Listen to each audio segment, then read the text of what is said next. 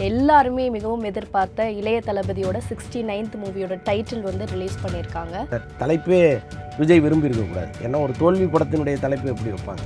சூழலில் ஒரு அரசியல் தலைவராக மாறி இருக்கிற விஜய் ஜனநாயகத்திற்கான குரலாக நான் இருப்பேன் அப்படின்னு சொல்கிறது தான் ஜனநாயகன் அப்படிங்கிற ஒரு தலைப்பு மூலமாக சொல்ல வர விஜய் வாங்குறத விட அதிகமாக வந்து அவங்க போகிறாரு அப்படிங்கிற ஒரு இது கேள்விப்பட்டோம். அது உண்மையா? ரெட் ஜெயண்ட் நிறுவனம் வந்து அஜித்தை வைத்து ஒரு படத்தை தயாரிக்க போகிறாங்க. அந்த படத்துக்கு அஜித்துக்கான சம்பளம் வந்து 226 கோடி. ஸோ அப்போ இந்த 226 கோடி அவர் கணக்கு முழுக்க இந்த தொகையில் தான் இருக்கே தவிர நம்மை வைத்து இங்கே ஒரு சூதாட்டம் நடக்குது. நிறைய யூடியூபர்ஸ் வந்து வலைபேச்சு தான் அப்படி பண்ணியிருக்காங்க அப்படின்னு சொல்லிட்டு உங்கள் மேலே குற்றச்சாட்டம் வைக்கிறாங்க. அதுக்கு நீங்கள் என்ன சார் சொல்கிறீங்க? உதயநிதி இவருக்கு ஒரு பெரிய சர்டிஃபிகேட்டாக கொடுக்குறாரு. இவர் எடுத்ததையே திரும்ப திரும்ப எடுப்பார். இவரால் படம் டிலேங்கிறத ஆடியோ லான்ச்சில் மைக்கில் பேசுனது இருக்குது.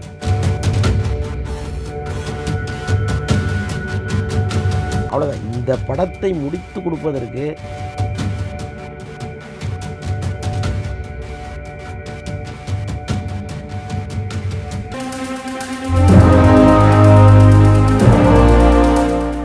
எம்ஜிஆர் டிவி சினிமா நேயர்கள் அனைவருக்கும் வணக்கம். நான் சுகன்யா உங்களோட இணையிறது.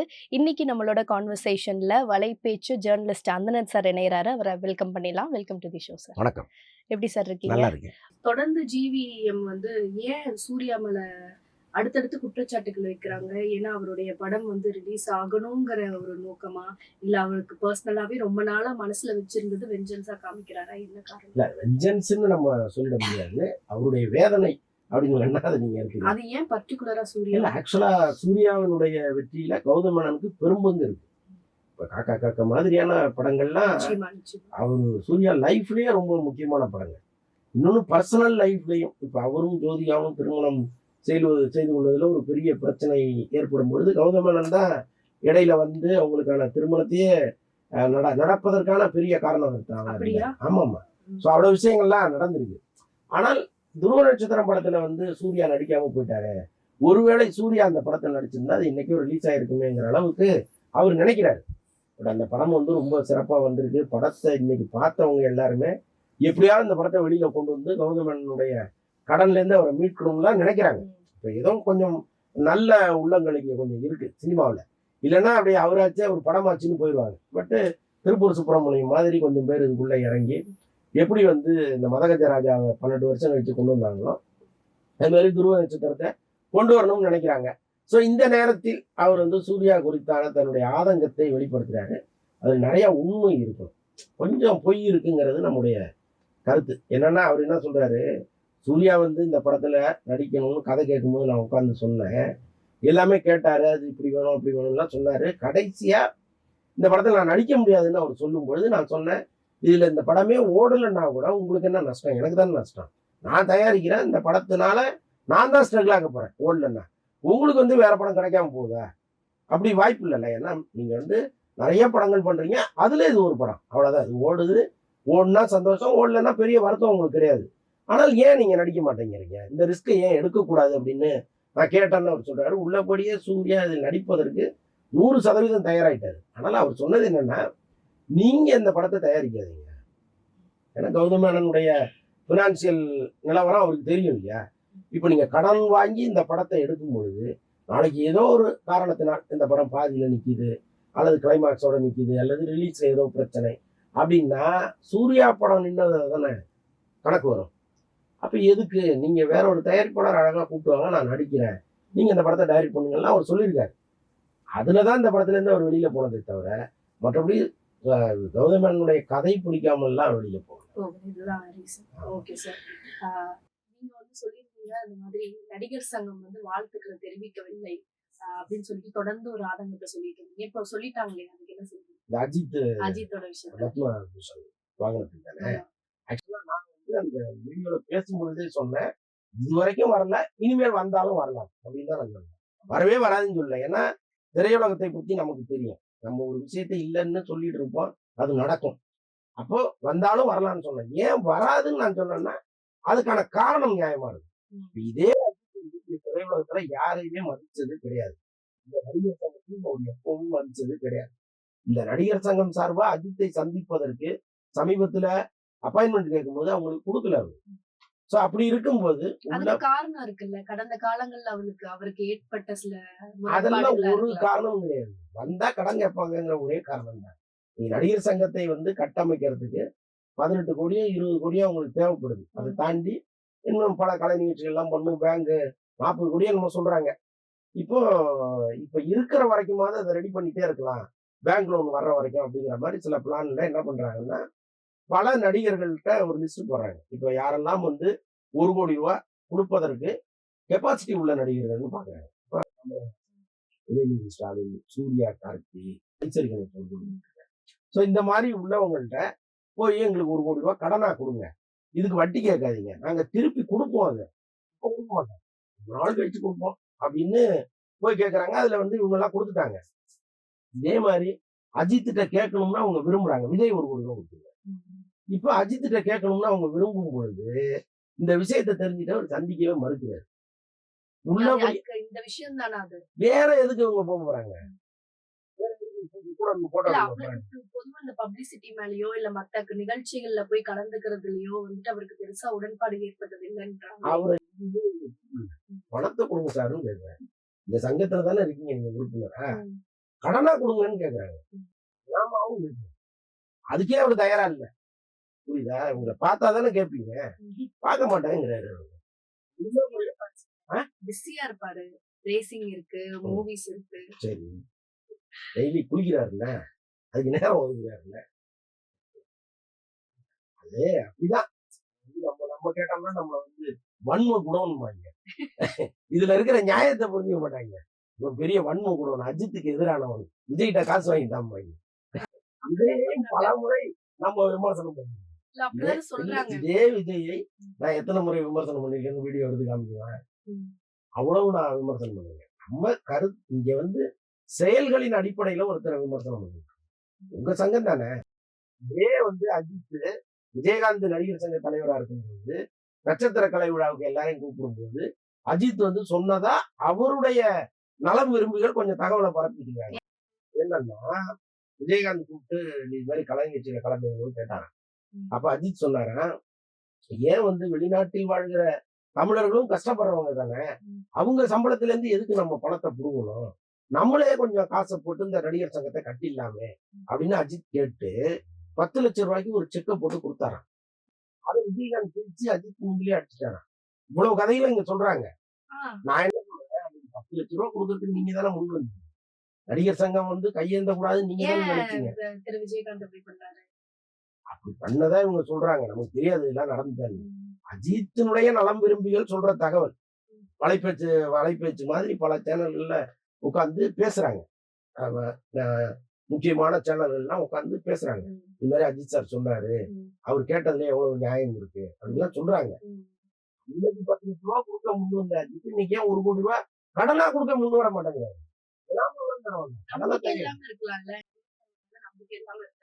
இதுக்கு முன்னாடி இருந்த கேப்டன் மேல நம்பிக்கை இருந்திருக்கலாம்.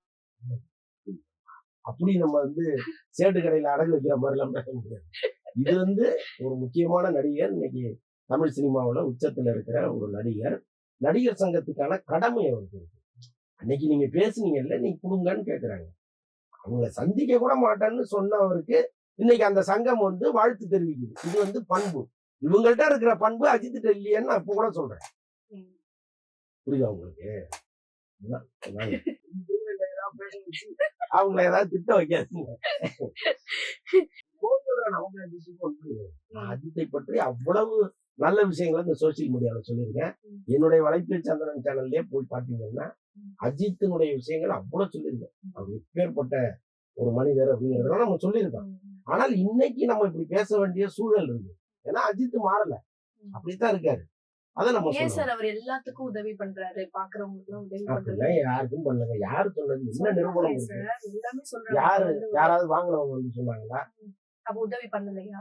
இல்லங்க, இவங்களா ஒண்ணு வெள்ளம் வந்தப்போ அஜித் அவருடைய வீட்டை திறந்து விட்டாரு. உள்ள 1000 பேர் போய் தங்கிட்டாங்க. நீங்க உங்க வீட்டை திறந்து விடுவீங்களா, நான் என் வீட்டை திறந்து விடுவாங்க? யாரு திறந்து விடுவா? அஜியே கல்யாணம் பண்ண வச்சிருக்காரு, கதவு போட்டுட்டாரு. அண்டர் த மெயின்டெனன்ஸ் யாரையும் உள்ள விடல. அதனால அப்படி யாரும் தொடர்ந்து மெயின்டெனன்ஸ் இருந்திருக்கும் சார். மெயின்டைன் பண்ணிட்டு இருந்திருப்பாங்க. பாவம் அவரு நம்ம இந்த சண்டையில அவரு என்ன சொல்றேன்னா அப்படி கதை கட்டுறாங்க. அவரு இருக்கிறதெல்லாம் அள்ளி கொடுத்துட்டு அப்படியே நடந்து போவாரு பாவமா.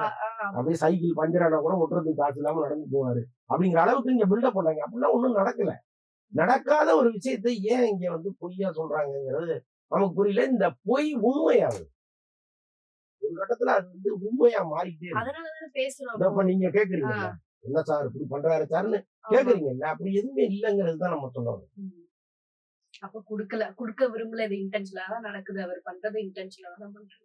அவரு சும்மாதாங்க இருக்காரு. அவரு யாரையும் தூண்டி விட்டு என்னை பத்தி இப்படி பேசுங்கலாம் சொல்லல. கொஞ்சம் ஆர்வ கோளாறுகள் அவருக்கு ஆதரவா பேசுறேங்கிறதுக்காக பொய்களை பரப்புறாங்க. Okay sir. அடுத்ததா திரும்ப மலையாள சினிமாக்குள்ளதான் வரப்போறோம். மலையாள சினிமாக்கள் இப்போ நல்லா நீங்க சொன்ன மாதிரி ரொம்ப சாஃப்டா ரொம்ப கையில எடுக்கிறாங்க. இதெல்லாம் ஒரு ஒரு சின்ன லூப் ஹோல் தான் இருக்கும். இதை வச்சு ஒரு படம் எடுக்கிறீங்களாடா அப்படிங்கிற மாதிரி தான் எடுத்துட்டு இருக்காங்க. நல்ல ரீச்சும் ஆகுது. முன்னாடில இருந்தே மலையாள சினிமா இப்படிதான் எடுத்துட்டு இருக்காங்களா? இல்ல தமிழ் சினிமா ஹாலிவுட் தரத்துக்கு சொல்லிட்டு இருப்பாங்க. இப்போ தமிழ் சினிமாவோட டாக்ஸ் ரொம்ப கம்மியாயிடுச்சு. இதுக்கு இன்டென்ஷனலா வாண்டடாவே மலையாள சினிமாவை கொண்டாடுறாங்க, ட்ரெண்ட் பண்றாங்கன்னு ஒரு சாரார் சொல்றாங்க. இன்னொரு சாரார் இல்ல, டெக்னாலஜி தொழில்நுட்ப வளர்ச்சி அங்க அடைஞ்சிருச்சு அப்படின்னு சொல்றாங்க. இது உண்மை இல்லைங்க. ஹாலிவுட் தரத்துல எல்லாம் படம் பண்றாங்கிறத விட நல்ல கருத்துள்ள படங்களை பண்றாங்கன்னு மஞ்சுமல் பாய்ஸ்னு ஒரு படம் வந்துச்சு. அதுல என்ன சார் கருத்து? அது போகாதீங்கடா, ஏன் வராதீங்கன்னு போர்டு போட்டிருந்தா வராதீங்கடான்னு அர்த்தம். புரியுதா உங்களுக்கு? அது என்ன கருத்துன்னா இதுதான் கருத்து. நம்ம ஆளுங்க புல் என்னது இதுல நடக்காதீங்க அப்படின்னு போட்டா அங்கதான் போய் நடப்பான். அதனால ஒரு பிரச்சனை அப்படின்னா அங்கதான் போய் தம் அடிப்பான். ஸோ இது மாதிரி அந்த மாதிரி இடத்துக்கு வராதீங்க அப்படின்னு போடும்போது அங்க போறாங்க, கீழே விடுறாங்கல்ல. அதற்கப்புறம் ஏற்படுகிற பிரச்சனைகளை அவங்க சொல்றாங்க. ஒரு சின்ன நாட்டு தான், ஒரு செய்தி. நீங்க டெய்லி பேப்பர் படிச்சீங்கன்னா ஒரு செய்தியா கடந்து போகுது. பட் அதுக்குள்ள ஒரு கதையை கொண்டு ஒரு ஃப்ரெண்ட்ஷிப்பை கொண்டு ஒரு அழகான இளையராஜா பாட்டை கொண்டு அதுக்குள்ள போட்டு அது என்னவா மாத்துறாங்க. இது மாதிரி நிறைய படங்கள் அங்க எவ்வளவோ படங்கள். இது சும்மா ஒரு 100 படத்துல ஒண்ணு. இது மாதிரி நிறைய படங்கள் மலையாளத்துல எடுத்துட்டே இருக்காங்க. பட் நம்ம ஏன் எடுக்கல அப்படின்னா, இந்த சினிமா பணம் போட்டு பணம் எடுக்கிற ஒரு முக்கியமான ஒரு ஆபத்தான ஒரு துறையா இருக்கு. இப்ப அங்க ஒரு சின்ன இண்டஸ்ட்ரி, அது ஒரு பெரிய இண்டஸ்ட்ரி. பல 100 கோடிகளை போட்டு படம் எடுக்கிறாங்க. அவங்களால அதை திருப்பி எடுத்துட முடியுதுன்னு கிடையாது. அவங்க கம்மியா ஒரு 15-20 கோடியில ஒரு படம் எடுப்பாங்க. ஒரு 5 கோடி லாபம் கிடைச்சா போதும்னு நினைப்பாங்க. அப்படியே சின்ன சின்ன ஆர்டிஸ்ட். இங்க அப்படி கிடையாது. அப்படி இங்க எடுக்கிறவங்களும் எப்பயாவது அத்தி பூத்தா மாதிரி நல்ல படங்கள் எடுக்கிறாங்க. இப்ப பார்க்கிங்னு வந்துச்சு, லவ் டுடேன்னு வந்துச்சு, இந்த குடும்பஸ்தன் வந்து ஈசேகர் படம் எந்த காலத்திலயோ ஓடுபோன்னு போடுச்சு. 1 வருஷம்லாம் ஓடி இருக்கு ஈசேகர் விசு படங்கள்.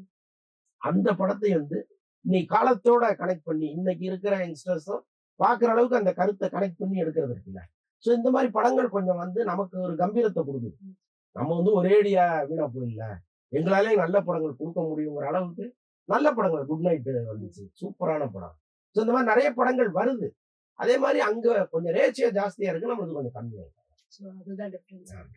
அடுத்த கேள்வி, நீங்க சொன்ன மாதிரி ஓடிடி இன்னைக்கு எங்க பார்த்தாலுமே ஓடிடி தான். கேபிள்ங்கிறது ரொம்ப கம்மியாயிடுச்சு. பட் ஒரு சில இடங்கள்ல இருக்கு, இன்னும் கிராமத்து சைட்ல எல்லாம் இருக்கதான் செய்யுது. இப்போ இருக்கிற டைரக்டர்ஸா இருக்கலாம், இல்ல தமிழ் இண்டஸ்ட்ரியா இருக்கலாம், இல்ல எனிதிங் எந்த ஒரு இண்டஸ்ட்ரியா இருக்கலாம், இந்த ஓடிடிய ரொம்ப டார்கெட் பண்ணி மூவிஸ் எடுக்க ஆரம்பிச்சுட்டாங்களா? இல்ல அந்த பீப்புளை மட்டும் டார்கெட் பண்றாங்களா? இன்னும் பின்தங்கிய இருக்கக்கூடிய மக்கள் போய் சென்றடையணும் அப்படின்னு சொல்லிட்டு சினிமாக்கள் எடுக்கிறது கம்மியாயிடுச்சா? இல்ல, நீங்க கேட்கறது என்னன்னா வில்லேஜ் பிலிம்ஸ் குறையுதுன்ற மாதிரி. ராமராஜன் காலம் ஒண்ணு நிறைய கிராமத்து படங்கள் வரும். ரஜினி, கமல் நிறைய பேர் இந்த கிராமத்து பின்னணியில படங்கள் பண்ணுவாங்க. ஒரு நேர்த்தியான ஒரு கதை இருக்கும். குடும்ப உறவுகள், மாமா, அத்தை, பெரியம்மா, பேத்தி, சித்தப்பா, இப்படி ஏதாவது அந்த குடும்ப உறவுகளை மையப்படுத்திய கதைகள் வரும். இன்னைக்கு அந்த மாதிரி டைப்பான கதைகள் இல்லை. அது கொஞ்சம் நமக்கே கஷ்டமா தான் இருக்கு. ஏன்னா மெல்ல மெல்ல இந்த குடும்ப உறவுகள், அதோடைய மகத்துவம் எல்லாமே குறைஞ்சிட்டு தான் வருது. ஸோ இப்படிப்பட்ட சூழல்ல அந்த மாதிரி படங்கள் வரும்போது கிராமத்திலையும் பெரிய அளவு ஓடும். பட் என்னவோ தெரியல, அந்த ஸ்டைல் அப்படியே மெல்ல மெல்ல மாறி இன்னைக்கு ஒரு சின்ன படம் எடுத்தா கூட அதுல வந்து ஹீரோ வந்து ஒரு பார்ல போய் உட்காந்து குடிக்கிற மாதிரியோ ம். அல்லது எங்கேயாவது வந்து இந்த மாதிரி ஒரு மாதிரி ஹைட்டக்கா அவன் வந்து வாழற மாதிரி தானே ஒரு வாழ்க்கை எடுக்கிறாங்க. ரொம்ப உணர்வு ரீதியான சில விஷயங்களை அவங்க தொடவே இல்லை. ஏன் நான் இந்த கேள்வியை கேட்டேன்னா மிகப்பெரிய ஒரு இது இருக்கு சார். ஏன்னா ஆஹ் அப்போ இந்த நம்ம 90s பீரியட்ல எல்லாம் வந்து அந்த கிராமத்து படங்களை பார்த்து வளர்ந்தனாலதான் நம்மளுக்கு இன்னும் அந்த ரசிப்பு தன்மை அதை நோக்கிதான் இருக்கு. ஒரு குடும்ப சூழல்ல இருக்கணும், ஒரு கல்ச்சரல் பேஸ்ட்ல இருந்தா ரொம்ப இல்ல இன்னைக்கு சீரியல் அந்த கையில இருக்கு. ம், ம், ஒரேடியா இல்லாம எல்லாம் போகல. போகல. இன்னைக்கு பல சீரியல்கள் ஆனா என்னதான் சீரியல் கையெடுத்தாலுமே ஒரு படத்துல ஒரு ஒரு தாக்கத்தை பெரிய தாக்கத்தை ஏற்படுத்தும். அந்த தாக்கம் வந்து கம்மியா தானே ஆகுது. இல்ல அப்படி கிடையாதுங்க. இன்னைக்கு சீரியல் நடிகர்களுக்கு இருக்கிற மரியாதை சினிமா நடிகர்களுக்கு இருக்கான்னு போய் பாருங்க. இப்ப கிராமத்துல போய் பாருங்க. அது உண்மைதான். ஒரு சீரியல் நடிகர் வந்துட்டாருன்னா ரஜினியை பார்த்த மாதிரியோ அஜித்தை பார்த்த மாதிரியோ கொண்டாடுறாங்க. புரியுதா உங்களுக்கு? அப்போ கிராமத்துல வந்து அவங்களுக்கான ஃபுல்ஃபில்மெண்ட்டை சின்ன திரைகள் கொடுத்துருக்கு. ம், ம். அதனால வந்து எங்கேயும் எதுவும் வீணா போகல. அவங்கவுங்க லெவலுக்கே அதை எதை பண்ணிட்டு இருக்காங்க. ஓகே. இல்ல இத நான் ஏன் கேட்க வந்தேன்னா, இப்போ அந்த ட்ரெண்ட் இப்போ வந்து நியூ ஜெனரேஷனுக்கு ஏத்த மாதிரி படங்கள எடுக்கிறதுனால தான் சின்ன பிள்ளைங்கள்லாம் அது பாக்குது. சோ நம்ம சொசைட்டி இப்படிதான் இருக்குமோ அப்படிங்கிற ஒரு ஒரு நேர்த்தி கண்டிப்பா அவங்களுக்குள்ளேயே இருக்கும். ஓகே, ஒரு ஒரு ஐடி பீப்புள் ஐடியா போறாங்களா, அவங்க வேலை செய்யறாங்களா, அங்க லவ் ஏற்படுமா இப்படி. அதுக்கப்புறம் ஒரு ஃபேமிலி இருப்பாங்க, அவங்க வந்து ஹை கிளாஸ்ல தான் இருப்பாங்க. சோ இந்த மாதிரியான ஒரு செட் ஆஃப் ஒரு பேட் வேர்ட்ஸ் பேசுறது, பார்ட்டில ம். உட்கார்ந்து இருக்கிறது. சோ இது எல்லாமே வந்து கிட்ஸ் பார்த்து வளர்றாங்க. சோ அங்க வந்து அந்த ஃபேமிலிக்கான முக்கியத்துவம், பாசத்துக்கான முக்கியத்துவம், காதலுக்கான முக்கியத்துவம், ஒரு ஜாயிண்ட் ஃபேமிலினா எவ்ளோ இருக்கணும், கண்டிப்பா இருந்தா அது நல்லது அப்படிங்கறதுக்கான முக்கியத்துவம், ட்ரெடிஷனல் பேஸ் பண்ணி இருக்கக்கூடிய சில கலாச்சாரங்கள் இது எல்லாமே அழியறதுக்கான சூழல் வந்து சினிமா தானே கிரியேட் பண்ணுது. ஆல்மோஸ்ட் அழிஞ்சிருச்சு. இனிமே சினிமா கிரியேட் பண்ணி ஒண்ணும் பண்ண போறது என்னன்னா, இப்ப நகர்ப்புறத்தில் வாழ்கிறவர்கள் எடுக்கிற படங்கள்ல அவன் வாழ்க்கையை தான் அவன் பதிவு பண்ணுவான். முன்னெல்லாம் பாத்தீங்கன்னா கிராமத்துல இருந்து ஒரு பாரதி ராஜா வந்தாரு. அவரு வந்து கிராமம் சார்ந்த படங்களை எடுத்தாரு. அந்த கிராமத்து வாழ்வியலை அவர் படங்கள் சொல்லுச்சு. பாரதி ராஜாவை பார்த்து பல இயக்குனர்கள் ஊர்ல இருந்து கிளம்பி வந்தவங்க அவங்கவுங்க பார்த்த வாழ்க்கையை அவங்க சொல்லிட்டு இருந்தாங்க. ஆனா இன்னைக்கு இங்க சிட்டில இருந்து வர்ற ஒரு டைரக்டர் அவர் என்ன பார்ப்பாரு? கஞ்சா அடிக்கிறதையும் பார்ல உட்கார்ந்து இருக்கிறதையும் காலையில ஆரம்பிச்ச லவ் சாயங்காலம் புட்டுக்கிறதையும் இதை தானே காமிப்பாங்க. இதை தாண்டி அவனுக்கு என்ன வாழ்வியல் இருக்கு? So அதனால நம்ம அதை குறை சொல்ல முடியாது. காலம் மாறிட்டு இருக்கு. சோ அதுக்கு தகுந்த மாதிரி மாறுறாங்க. மாறிதான் நம்ம அக்செப்ட் பண்ணிக்கணும். அவ்வளவுதான். சோ இன்னைக்கான கான்வர்சேஷன் ரொம்ப சிறப்பா போச்சு சார். Thanks for coming. நன்றி.